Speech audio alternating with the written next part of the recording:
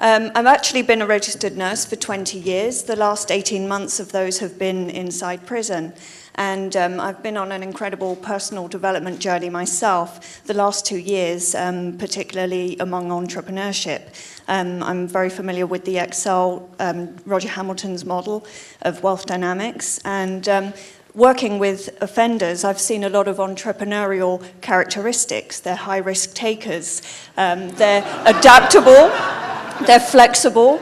And above all, they have what I would term heart resonance. They have, when we reach 30 plus, I feel our values change, and we're looking now to make a contribution and leave a legacy among the world. And I see this particularly among the older offenders, particularly those that have been career criminals all their life. They're now looking to make significant change. And I don't feel there's a vehicle for them to do that.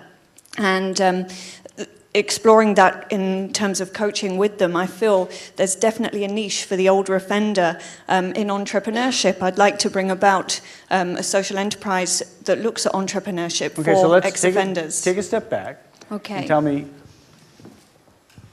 what would you, I mean, you're ab initio. You're really at the point of thinking about it. Is that correct? Research and planning phase, Fine. Yeah. That's a much nicer way of phrasing it. I tend to think about it as thinking about it. But it's not clear. A lot of things are not clear to me. Okay. So let's start with the number one thing. What is the core service that you would provide to these ex-offenders that they would view as being beneficial to them, obviously? Well, in order for them to reintegrate back into society, they need certain stability, and employment being one aspect of that. I'd like them to be able to gain employment, but also having a lot of personal development work, because I do foresee that a lot of them would have the potential to start their own business at some stage once they've evolved, their talent, skill, and their passion, and found more awareness and understanding of themselves. I think there's branches that could veer off to offer that. And I'd like... Slow down, because in those first two sentences, I've identified the following things, if I understand correctly. Okay. You're going to get them a job, you're going to coach their personal development skills, and you're going to teach them entrepreneurship, leading to an entrepreneurial job. Not all at the same time, I think. Well, I certainly agree with that, but it just seems that you're taking on a very, very broad spectrum of activities. Yes, and though we didn't have a chance to touch on it today yet, I have a sort of a mantra. Okay. Start narrow, stay narrow. Right. Right? Because there's no way any single person or activity can do everything for everybody. It is extraordinarily cool if you can do one thing for one person and scale that. Yeah. So if you had to pick the one thing that the organization was going to do for them, that they would deeply appreciate, that they would value and benefit from, what is the one thing you would do first and foremost? Personal development has to be the key to start. And what do you mean by personal development, since that's a term that can mean a lot of things? Becoming aware of who you are. How do you do that? I'm 51, I got no clue. Well, well, I think... Sorry, I didn't mean to, I'm not trying to make fun of you, but... Well, through certain tools and techniques of perhaps NLP, New Linguistic Programming, there's lots of personal development trainings that I've been to myself, and each time I'm sort of accessing different levels of who I am, which I was never aware of before. Have you got ex-offenders who you are working with or have worked with who themselves believe that they would benefit from it or have benefited from it, so that you know, like most prospective customers that I'm curious about, that they value what you think they'll value? Absolutely. The guys I've been working with, I've been able to veer them into the right direction in terms of going to the library, taking out self-development books and working on certain exercises within those books and actually implementing them and feeding back to me that they've noticed a difference in their behavior, in their relationships with other people. So definitely I've seen enhancements, if you like, of what... So let's assume, for purposes of discussion, that you have seen with your own eyes visible evidence of ex-offenders finding that certain specific personal development regimes have been of value to them, and that you are confident that it's helping reintegrate them with society. Let's assume that as an assumption, because I know you believe it because you just said it, and B, you believe you've got evidence in front of you of it, right? Yes. Okay, so how does that go from being, is that a charity that you want to start then, or a social enterprise? Or do you not yet know? I do. I'm not so taken by a charity because I feel that ex-offenders come, and a lot of society come from an entitlement attitude, and I think charity stays in a codependent model, and I don't want to be dependent on public funding that has limitations. I want to sort of basically paint from a blank canvas and construct a business model. It's not your choice, though, to decide whether you're a charity or not. Right. Your model determines whether it's sustainable or not. Yes, yeah. So what model would you propose? Who pays whom so that their personal development succeeds?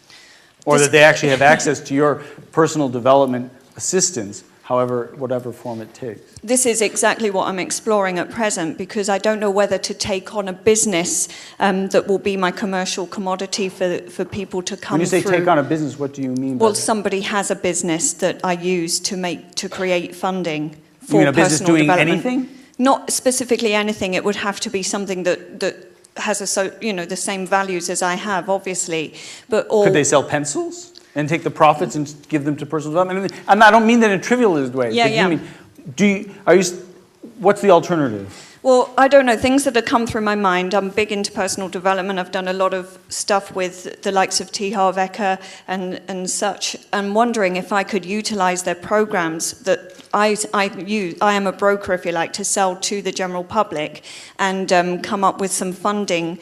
If I sell them, I will get funding back to also put an ex-offender through those programs as a start. So work with the people whose programs you would be relying upon to contribute, to give you special pricing, as it were. Yes, yeah. I.e. reduce the cost. Reduce cost. And why would they do that? Because they're at a point themselves where they're looking to make a bigger contribution to society. I know very well with people I've trained with. So essentially you're relying on their charity. Yeah, but I think that they could offer me... So what makes them how is that codependence any different? The reason I ask this question is not because you might succeed at this approach, but that doesn't make you any less a charity. You're not a charity if the activity you engage in the self-interest of others is you sell a product to somebody or a service to somebody, or you deliver a value to this person, and this person pays you for it because it's in their self-interest as well, or else it's not sustainable on its own legs. I don't mind however you get to this point. And the fact of the matter is, I do agree with you. It is quite possible that the large personal development organizations that have made millions frequently selling this stuff commercially, of which you're clearly a franchisee or a broker, may very well find it. I'll tell you how I think it would be in their self-interest. It's in their self-interest if they, in fact, get the rights to market to the rest of the public. Not just that they do it, but if they can take the most intractable members of society and show that the impact that their personal development tools have on those members of society and have made them successful, that is the kind of testimonial people pay cold, hard money for. Good point. That's true. Thanks. Yes. I rather like that one that. myself. And I made it up, so I was like, I think that I do.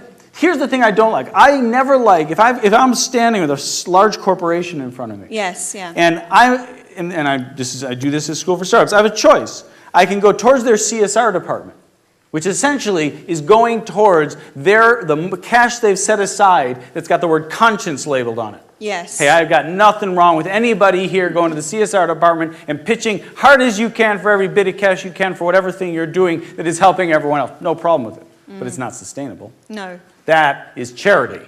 Let us not mistake it. That is a voluntary gift that may go away when their CSR goals change, or when the mood of society has shifted, or when a new fad or fashion comes and they want to stay in fad. That's the challenge of CSR. It is not governed by the business's own interests, and therefore it is not dependable.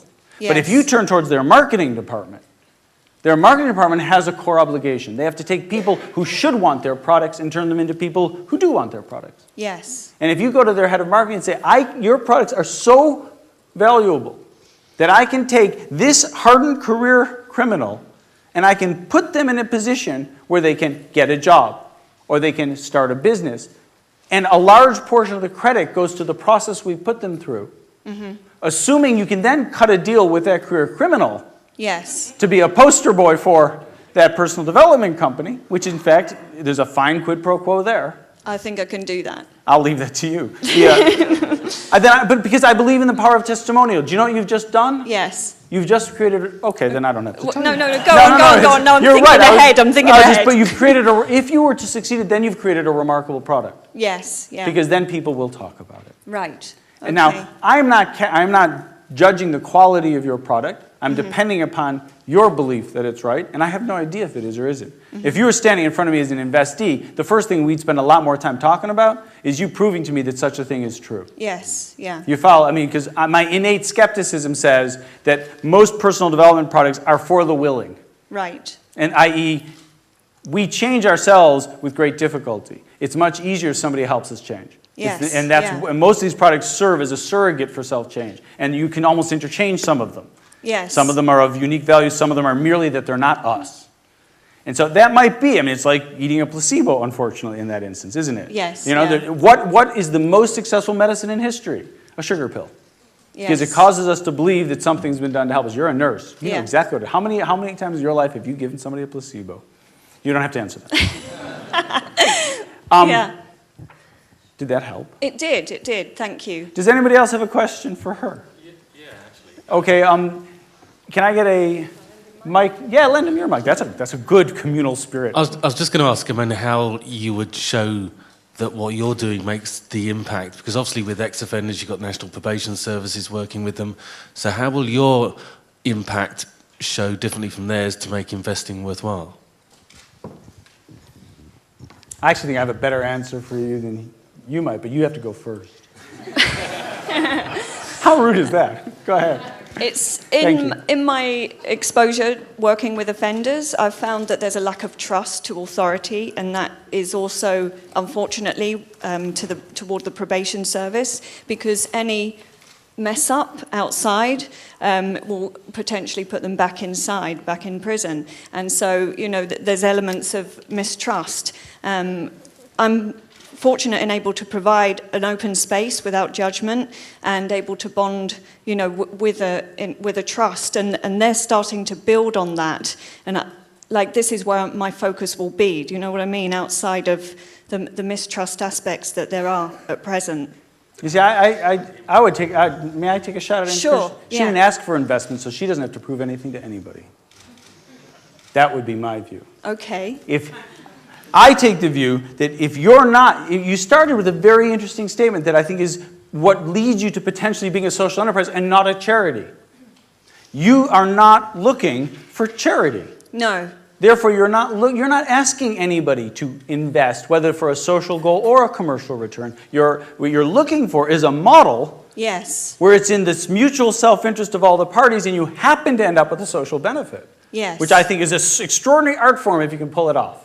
Okay. And so if you go to a personal development company and say it's in your self-interest to prove that your personal development tools are better, and therefore they now are in the position of underpinning the cost of your operation. Yes. Then you don't have to ask for investment. Therefore, you don't have to account for who you're better than. And if you're better than the reform service and the probation service, then albeit I then think the challenge is to them is why are they not adopting your model?